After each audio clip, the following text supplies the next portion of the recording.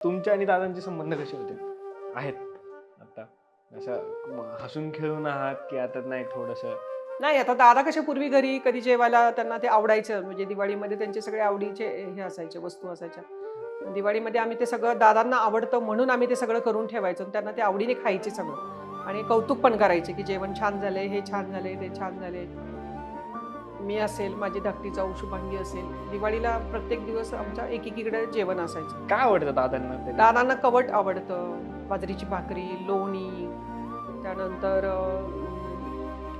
मटण रस्सा आणि ते ते तर आवडतं. पण कवटाची चटणी म्हणजे कवट वाटलेलं कवट तुमच्या असतं ते, हाताचं? हरभऱ्याची भाजी, बाजरीची गरम भाकरी, त्याच्यावर लोणी, हे अजितदादांचे काही आवडीचे आयटम आहेत. म्हणजे तुम्ही बनवलेले? हां, मग ते आम्ही अगदी बनवायचोच त्यांच्यासाठी. मग ते तेवढ्यासाठी आमची खूप धडपड असायची की ते दादांनी खावं.